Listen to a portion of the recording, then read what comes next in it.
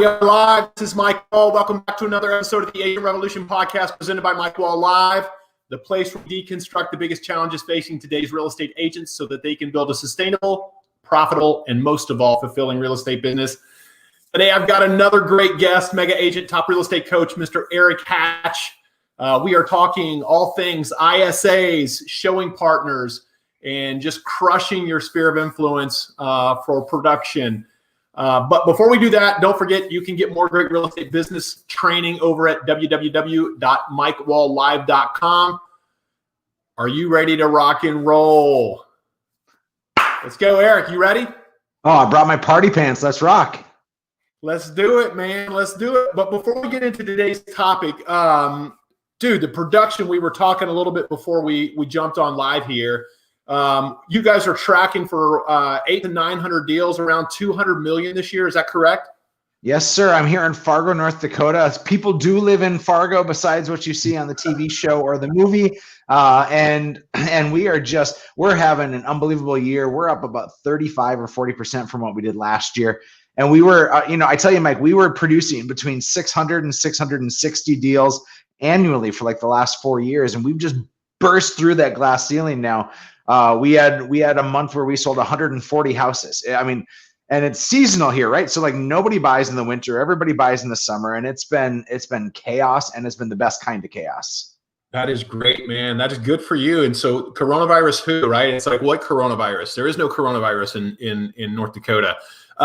Hey, before we jump into production, tell us a little bit about you. Everybody has their own unique real estate story. And so I'm curious about how you got into real estate. I often find nobody ever goes to college wanting to get into a career in real estate. So how did you happen to fall into real estate? Yeah, this is a rebound girlfriend move for me. It sure is. I did right out of college. I went into youth ministry and was working with kids, leading worship, and had a really great youth group. And I was an entrepreneur trapped in a church. And I had no idea I was an entrepreneur. I didn't even know really what an entrepreneur was. And stumbled upon in 2010, my wife and I had some major infertility issues. We were trying to get pregnant. And so first they tell you to, like do it the old fashioned way. And that was fun, but it didn't work out. Like we didn't get pregnant. And then they put you on a schedule and then you do all this medicine. And we used all our insurance and we still weren't pregnant. My wife had miscarried 3 times and we were just at a really crazy place of our lives, and I had to fund being a father. The only way that I could actually be a dad. I have 2 kids now. My son will turn 4. My son will turn 4 this week, and my daughter will turn 6 in October. And the only way that this could ever happen is if I made more money. And so real estate was just a vehicle for me to fund my family. And now it's also a vehicle for me to fulfill my passions of ministry and giving back and service. So I feel like I'm more ingrained in who I was designed to be. And I don't have 4,000 bosses. So I get to do a little bit of the best of everything. That is fantastic, man. And I was talking to a guy named Greg Cummings out of San Diego in my last episode. And we talked about that exact same thing about using real estate as a vehicle to kind of live your life's passion, because his passion was traveling the world, right? He was talking to me about all these cool places he had been. And the show kind of went a different direction, but we ended up back at that point where it's like, it's such a great field to go in, because you can scale as much as you want. You can really make as much money as you want, depending on what kind of effort you're willing to give. And certainly you've done the same thing where you started out in ministry, right? And then you knew that ultimately you couldn't get what you wanted from the perspective of it wouldn't give you the resources in order to build your family, but you did find real estate, and now you were able to do both because the ministry is your passion, and now you have a family. So it just worked out incredibly well for you, man. Yeah, it's been an incredible ride, and I'm just starting to get the wheels turning. I have my real estate company that we talked about, and we're doing the 800 or 900 transactions, and I only work in that business 2 days a week. I spend my other 3 days a week working in my coaching company. because I get to, when people are like, are you going to expand? Are you going to franchise? Or are you going to go bigger? And I'm like, I don't need to, because I get to coach people from around the country and even in Canada. So I guess that makes me prestige worldwide because I have a couple Canadians that I coach. But I get a chance to have this like really big impact, and I get to fulfill my passions. You know, I wrote a book. How shameless plug is this? I wrote a book called Play for the Person Next to You, and it's a guide to servant leadership. I look like the chubby Carson Wentz here, and he's actually from Fargo. Went to my alma mater, and is a really nice dude to boot. Cool, man. But in here, I talk about my purpose in life is to be a chapter in everybody else's books. And real estate is, again, the vehicle that I get to do that. And I don't need to expand throughout the country. I get to coach and influence and be on great podcasts like this that help me to get that word out. Yeah, man, that's excellent. That's excellent. Well, you talked about at the beginning of the show about how you guys you've actually broken through a ceiling. You've been at about 600 transactions for the last 3 or 4 years. Talk to me a little bit about that, because this is an unusual year to actually break through a plateau. What do you attribute that to? This has been something that I've studied, and I think last year I couldn't have even articulated that this is why. I was just chatting with somebody online, a buddy of mine, and he's in the Philadelphia area, and he's having his best year ever. And so I'm asking him why, and he's giving me his reasons, and he asked me why. And so it's really fresh in my mind that the reason why we're able to have such success right now, retention is one of them. A lot of industries and real estate teams churn and burn their people. Yeah. In my world, my average agent has been with me anywhere from 4 to 5 years on average. That's in production. And in addition to that, each one of them is doing 30 plus sphere transactions a year, and they're still choosing to stay in our world. And the reason why we're so successful is because we've been able to retain amazing talent. Richard Branson says that you need to treat people well enough so that they don't want to leave, or treat people well enough so that they can leave, but treat them well enough so that they don't want to, right? You try to create this ecosystem that people want to be in, and retention is a key one. But here's, Mike, what I would say is the ultimate 100% reason why we have burst through this glass ceiling is because I think most teams and businesses operate like this. Here's my producers that have been with me 1, 2, 3, 4, 5 years. They're good producers, and we need more of them. And so what we do is we add more producers just like them. And the problem that happens is now we have a conflict, because these people here are pissed about these people over here. These people here see that there's not enough pie. Mom and dad had 2 more kids. They're not going to love us enough. There is a flight risk mentality with these people. And so we just try to treat everybody the same. And the same is baloney. I don't think there's any place for the same on a really successful real estate team. And so what we've done is we said, okay, we have these amazing people. Let's build this ecosystem here. Let's get them support with showing partners and with ISAs and help them to be a better version of themselves. And that forces me, as this raises up now, I have to create a world that's bigger, more encompassing, and I focus on the things that matter most. There's a book by a guy named Mike Michalowicz. He wrote Profit First. That's what he's most known for, which is an unbelievable book. But his most recent book is called The Pumpkin Plan. And in The Pumpkin Plan, he takes 7 steps that people use to grow like county fair winning pumpkins, the big 1,000-pound massive heaping pumpkins that people take pictures with and marvel at and remember, because everybody forgets a 10-pound pumpkin. And in the book, he has 7 steps, and step number 6, and I can summarize the whole book in this step, is step number 6 is give all your attention to the big pumpkins. And how many of us in our worlds and our ecosystems have amazing people, and we think they got it, I don't need to give them any attention, I'm going to give all my attention to the new guy or the new gal on my team. And we try to help them out, but we ignore the big pumpkins, and the big pumpkins start to rot either internally or externally, and then they leave. And we've cracked the code, Mike, I think, on figuring out how to care for those big pumpkins and those top producers, and that has burst us through every ceiling. Yeah, dude, that's awesome, man. And that's a great mentality. And what's really cool is, you know, there are big pumpkins everywhere. There are big pumpkins in your ISA department. There are big pumpkins in your admin department, right? They're everywhere. Sure. And obviously in your sales department. So what kinds of things do you do then to take care of your big pumpkins, so to speak? So the first is this. Again, I'll use this analogy of trying to bring everybody in at the same spot, and instead I want to bring them in here, and support them and raise them up. 6 years ago, we hired our very first showing partner. And the idea was this, Mike, if you were an agent on my team, at that point, the average commission in our town was probably $6,000. Okay. And I cast a vision for you. It was like a 2-year outdrawn vision saying, Mike, I want you to be able to work more, or I'm sorry, I want you to be able to work less. I want you to make more, and I want you to do more of what you love.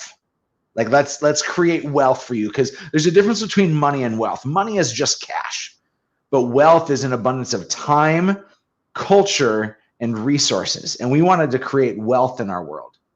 And so I hired on my own buck, on my own dime, a showing partner. And I said, I'm going to pay this person a salary, and they have 3 primary jobs. The first job is to support the agent that they're working for. Hands down, leverage. Cover inspections, handle showings, run errands, put lock boxes, whatever it may be. The first responsibility is to leverage the agent. The second responsibility is to train. And then the third responsibility is to lead generate. And I said, we're going to prove this model step by step so that you, as our prize pumpkins, can have more. And so we started this, and the first rendition of it was rent a partner. Mike, if you wanted to hire a showing partner, you'd have to rent them on the hour, and it would cost you $20 an hour. And so for the inspection that you didn't want to drive to and sit at and take 2.5 hours of your day hucking and jiving with clients that you didn't love anyways, or even if you did love them, you just knew the value of 2 or 2.5 hours, you hired somebody and paid them $40 or $60 to go and cover it. And then the agent saw, man, my time, my dollar per hour is maybe $100 an hour. And if I can have somebody hired out at $20 an hour, well, how much more cost effective can I be with that time? And it's the leverage piece. It's leverage 101.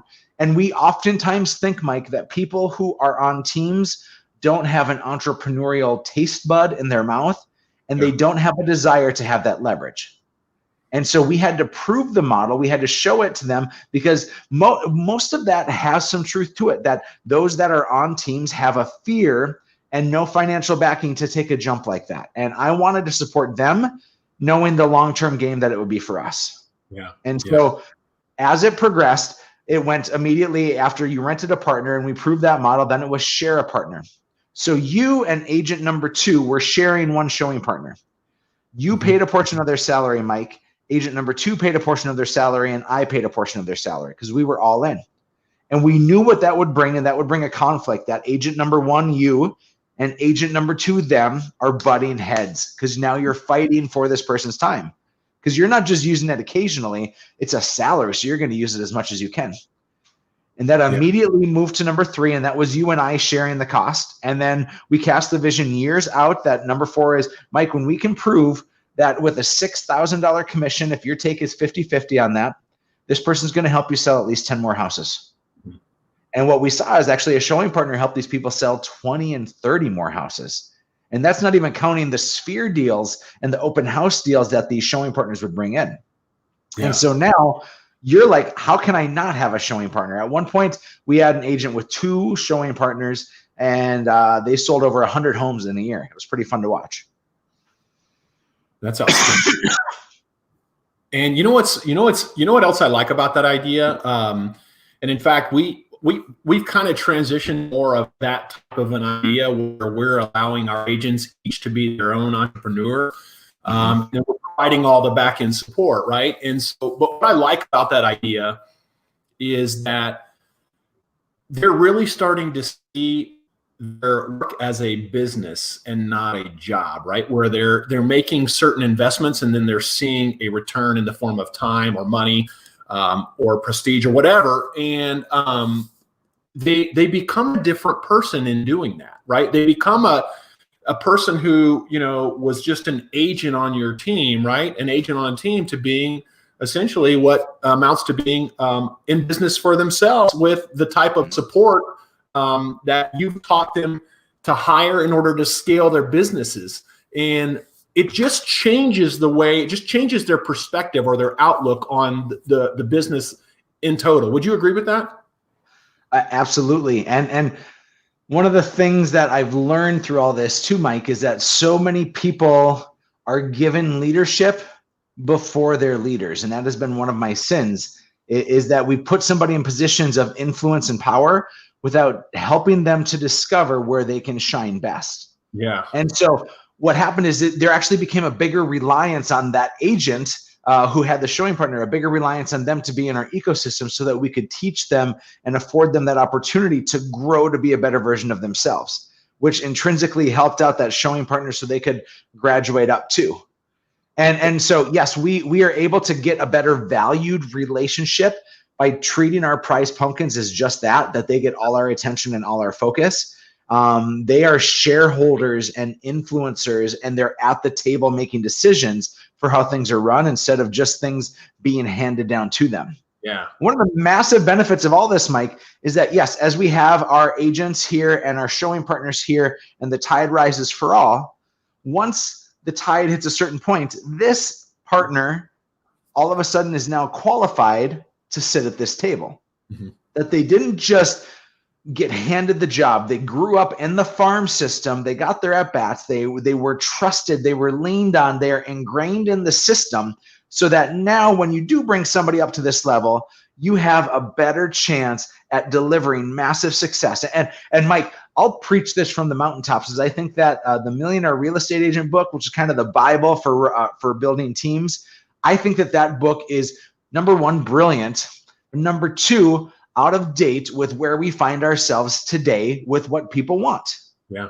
And I saw it in a Facebook group a few days ago. Somebody said, the old adage of being a seventh level sit on the beach and everybody else grinds while you make millions is not what happens anymore. And at least that's not the approach that I take, is I want to be the guy pouring into those leaders because that's who I'm designed to be. And it's where my best ROI comes. I pour into them. I don't have retention problems. I don't have culture problems because I'm still at the core of that, but I'm not the guy for everyone. I'm the guy for like 5 or 6 people, and that's it. Yeah, love it, man. And would you find that with that agent, that big pumpkin picking up a portion of that showing partner's salary, that they're even now more driven to go out and produce and make the best of that time?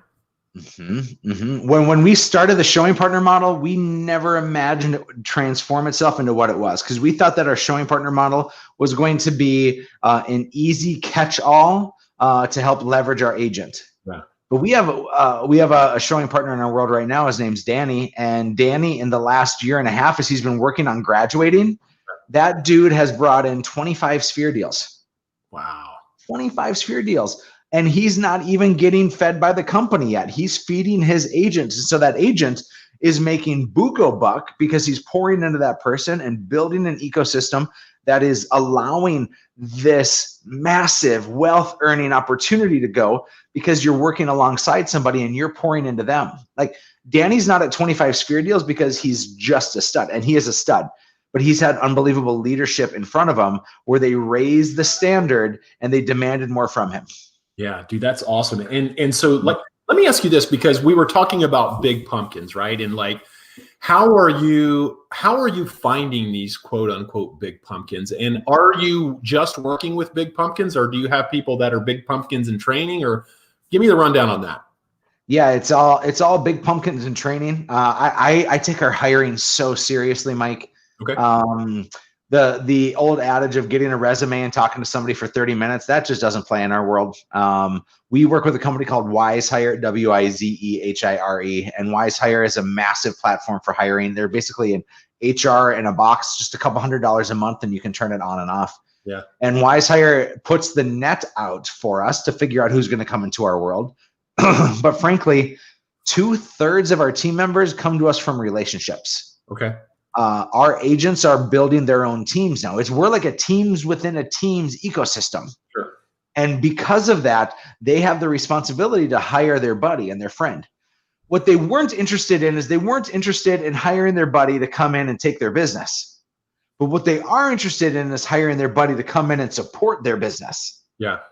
You see, and so there are talent recruiters, and about 2/3 of all of our people come to us because our team members reach out to them and hire them. And right now, we're hiring support people in this position right here. We're hiring about 10 people in the next 6 months. Yeah. And I don't know if the company is going to procure any of them, because the agents and the team members are out saying, who do we want on our team? Which is just a transformation from what it was even 2 years ago for us. Because 2 years ago, I would have said it was the opposite. I'd say a third of them came from relationships, and then the other 2/3 came from really good ads and marketing. And frankly, I'm not interested in the person who's out looking for a job. Yeah. The person who's out looking for a job is unemployed, and they're unemployed because they either had a tough situation where they got laid off, and I empathize with them, or they're not qualified for other jobs, so everybody else is turning them down. And it's usually the latter on that. And so I want to find somebody who's gainfully employed and happy, and then I want to recruit the hell out of them. Yeah. Yeah. So what do you do in an instance where, and maybe you haven't had this happen yet, but if you've got the wrong person in the wrong seat? Mm-hmm. Boy, we haven't had that happen in a couple of years, simply because of the emphasis that we put on hiring. It is about a 2-month-long period for us, and we vet a whole lot of things in a whole lot of ways. But let's say we have a great person that is in the wrong seat. It's a point of self-discovery, both for them and for us, to figure out that, can we shift them and can we move them to another parts in our company? And if it's simply a culture fit that the person doesn't fit in our ecosystem, we usually, and in fact, I don't think that we've fired more than maybe 3 or 4 people. Like, it comes to the table and it's like, yeah, this isn't working out. Like, there are moments that has to happen, but when somebody's just a slow erosion, is I think what you're alluding to, Mike, right? Like, you realize every day, like, it's a little more uncomfortable. And our job is to get that person to self-discover that they're not happy where they're at. Sure. And so, and it's a lot of time. I've heard often the adage of slow to hire, quick to fire. And I disagree with that. I think it's slow to hire, quick to love, because oftentimes that person is dealing with a cancer, literal or figurative, either at work or in their own personal life.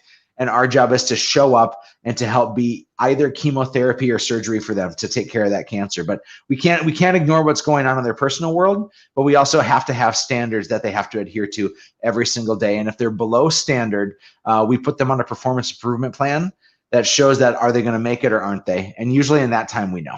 Yeah. I had a friend of mine that used the phrase releasing them to industry. And what in reality, if someone's in the wrong seat, you're doing both yourself and them a favor to get them repositioned as quickly as possible, because typically what'll happen is in a situation where somebody's not performing, it's because they're not passionate about what they're doing, and they need to go find what they're passionate about so that, they can have fun going to work every day, or hopefully find something that they can have fun at. Would you agree with that? Yeah, absolutely. Yeah. And in fact, I was talking to one of my coaching clients earlier today, and she's struggling with one of her admin. And they've tried the performance improvement plan. They leaned on it. And the conversation I had was just as you alluded to, is, hey, you are going to be happier when you're not doing this job anymore, because the square peg in a round hole can only last for so long until you say, we just got to go elsewhere, because you're designed to be great somewhere. It's just not here. And that's okay. Yeah. When I think about your model, I think about, obviously the people that are your core, the people that are out there, kind of championing the team's cause and inviting them to join what you're doing, because it is something really special. Mm-hmm. Those are the people that, like you said, when you're putting into your big pumpkins, not only are you talking about putting into them from the perspective of, giving them coaching and support like that, but you're actually teaching them how to be what you are, in a sense that they can recognize talent when they see it, and you're not bringing in the wrong people anymore. As of 2 years ago, you said you guys have been pretty much a swing and a hit, and that's really hard to do. That's really special. That's something that you should really be proud of, because, hiring, as is one of the, if not the most difficult thing you can do. And it can also be one of the most dangerous things that you can do if you're bringing the wrong person into your world, essentially.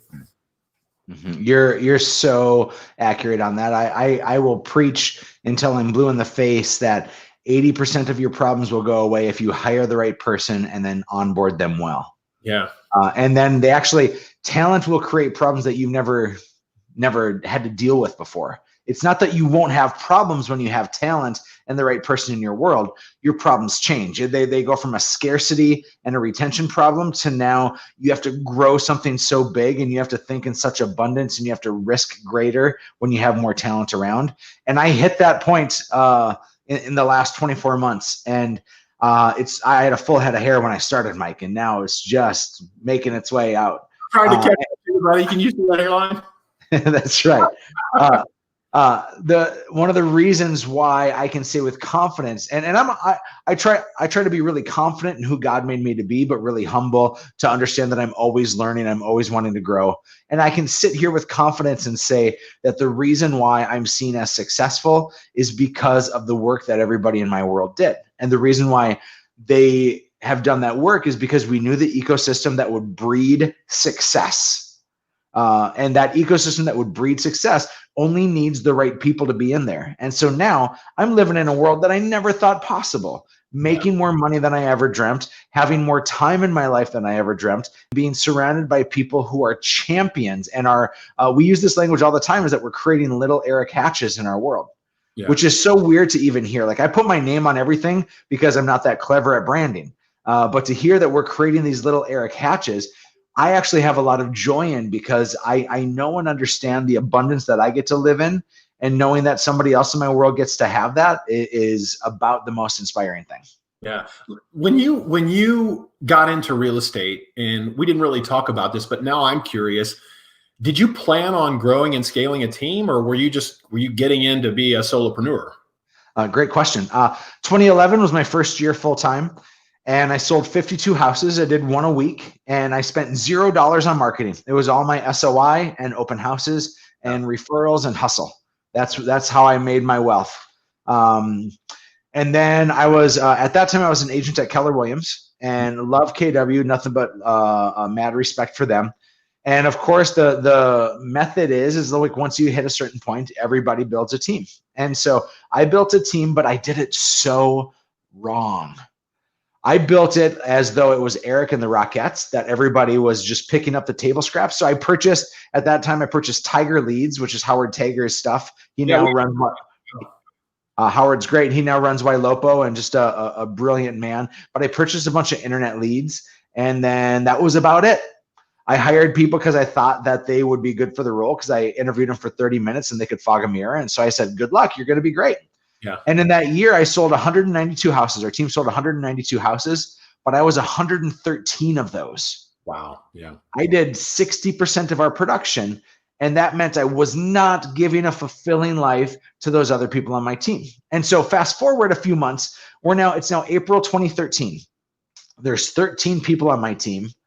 I've expanded to 2 other markets across North Dakota, one 70 miles north and one 300 miles across the state in the oil boom capital of the United States. And I get called into my broker's office at KW, and they basically say, Erik, you're more of a risk and a liability than you are an asset. Everything you're doing is messy, and we've tried to help you, and you're too stubborn, and you won't allow us to help. You got to go. And I got kicked out. No. The youth pastor, goody two shoes, top performing team in a 5-state area for Keller Williams. And I got kicked out in 2013. And I thought, KW is so stupid. They're the ones that messed up. And so I told my team what happened, invited them all to come with me. And 2 people said yes, and 10 people said no. Oh, God. And I realized, ooh, Erik, you're the dumpster fire. Yeah. You're the dummy. That's why this has all failed for you, is because you were building it about you. And I had an opportunity which so few people get, Mike, and that is a chance to redo, a chance to start over. And I took those lessons. Even I had only had a team for 16 months, but I had taken some lickings, and I knew who I needed to be, and that was I needed to be a servant for my team, and I needed to help them reach their goals. It was no longer about my goals. It was all about theirs. Yeah. And that's how I can now confidently say we hire better, we train better, we support better, and it all plays into the same servant leadership idea that we're giving people an opportunity and an invitation to have huge lives in our world. Yeah. So if you're speaking to other team leaders or brokers who are listening to this, how do you make that paradigm shift to make it about them and not you? What has to happen so that they don't hit rock bottom? And I say that tongue in cheek. You didn't really hit rock bottom because, it was the wake up call you needed. But what would you tell people? I mean, how do people circumvent that? How do they avoid that? It is an idea of, I think, where you place your time. And I think your time and your calendar will dictate where your heart goes. Yeah. Or your heart dictates where your time goes, however you're going to look at it. But in my book, I talk about a pyramid. And if you were to draw it out, those of you who are watching, I actually encourage you to do this. Draw out a pyramid, and you're going to have 4 sections. We're going to start at the bottom and go to the top. The base of the pyramid, where we give our utmost of priorities, are God, family, and self. And this is not a lesson about faith, but I'm also not going to hide what makes me shine. And then my family and my self-care matter a whole lot. I struggle with it every day. I struggle with making sure, like, Mike, I'm looking at you, like, you look jacked, dude. Like, I know that you have a lot of self-care in your life. Is that accurate? Yeah, I do. I do work out 6 days a week. Oh, well, that makes one of us. Okay. And so I don't have a lot of self-care in terms of fitness, although I enjoy doing it. In fact, I love working out. I just really, really love food, and I lack discipline. And I can say that here with confidence and clarity, because I'm never going to hide who I am and who I'm not. Yeah. But I'll tell you, my family, I'm an unbelievable father and an even better husband. Yeah. Because I make sure that I give them everything. They don't get my leftovers. They get my first. Yeah. And then my faith is vibrant, and it shows in everything that I do. And so that's at the base. And so for those of you saying, how do you manage this? What does your pyramid look like? Where does your time go? The first is God, family, and self. Sure. The next section up is your team. I had a realtor friend of mine. He and I did lunch together a couple of years ago. A really good dude. And he's like, Hatch, this is it. This is the year I finally put my clients first. I'm like, no, that is just not the right choice, because our clients don't come first. Our clients represent the money that we can make on the quickest transaction. Our clients are the thing that we can plant a seed, and 60 days later we get paid for. Our team members are like years out for harvesting, and we have to till the field. We have to tend to the big pumpkins, and we have to be so regimented in what we do with our team that they get our time for our training, for our onboarding, for our support. I think of this. Most people believe that coaching and teaching are the same thing. Yeah. Okay. I can watch a YouTube video by Tiger Woods, and that will be teaching me how to golf. Right. He'll tell me where to place my hands and my stance and my club choice and my keeping my head down and my follow through and all that. But if I watch Tiger Woods on a YouTube video and then I go and golf, am I any better of a golfer, Mike? Marginally. Yeah, at best. Now, if Tiger Woods shows up at my course and he shows up with me on the driving range and he adjusts my grip and he corrects my swing as I'm doing it, and he's by my side taking the time to help me be a better golfer, how do I do? Much better than marginal, right? Absolutely. And that's what I'm trying to iterate to so many of my coaching clients and my team members, is that this is not about teaching somebody. It's not about having them shadow you and say, you got it. It is instead pouring in until they don't hit standard, until they hit mastery. And we don't stop raising the bar for people and demanding excellence, because everything in our world is contagious. Mm-hmm. If you have 10 A players and 1 B player, that B player can pull people down. Now, also those 10 A players, if you're in an ecosystem that demands excellence, it's Michael Jordan's last dance. He demanded excellence from everybody, and he made some mediocre players champions because he rose the tide with them, because everything's contagious. And so we have to look at our ecosystem and what we're doing to pour into our team members and into our prize pumpkins, so that we can have a much more effective life and pyramid. So again, God, family, self, followed by team. Next up are clients, and then your community as a responsibility at the top of that pyramid. Yeah. And so I would say to people who are looking for coaching or guidance whatsoever, that where your schedule goes, so will your time and your heart. And you need to schedule your team as a higher priority than your clients. And that's the mistake that I made early on that I won't ever make again.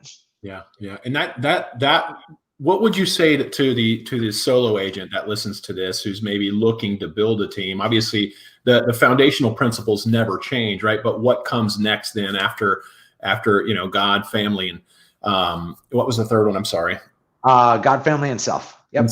And so obviously, if team's not there, then what goes there? Because I know we'll have a lot of individual agents watching this. Yeah, great question. So it would you would think it would jump to your clients, but I would probably figure out that there's a business plan that needs to go in there, that there have to be some systems and some refinement, because you don't have the administrators and the support that will help leverage your life and to create simplicities around every corner. And instead, I would replace that team with a business growth strategy and mentality. If you say to somebody, all right, plan for your business, they'll say, okay, I'm going to plan for my business. But if they don't put it on their schedule, and if they don't make it a priority, or if they save it till the end of the day after they've done all their showings and they're just crazy exhausted, they're not actually going to carve out that time to plan for their future growth and success. Yeah. And so many people are hungry for, and rightfully so, they want, I have a friend named Hank Avink, and he coaches a 36 to life campaign where you can just sell 36 homes a year and have the life that you want. You don't need to bother yourself with management and leadership of other people and all these other things. And it's a brilliant plan, and I applaud him for it. Yeah. I think I've heard Hank before, but I've heard him talk about that plan. Yeah, and it's a great one. He, in fact, was my bold coach back in the day, to have it come full circle there. So 7 years ago, he was my bold coach.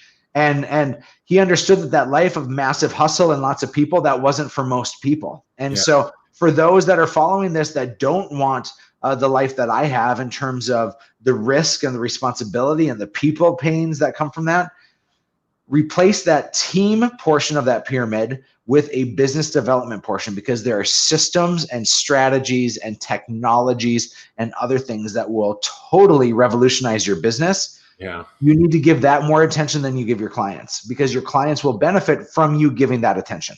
Yeah. One thing I wanted to ask you about too is, when you had that moment where, you left KW or were escorted out the door, so to speak, what went through your mind after that? Like, two people went with you, and you knew at that point, you weren't living the life that you had intended to live.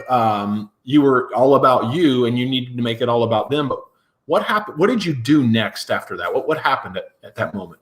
I cried a lot.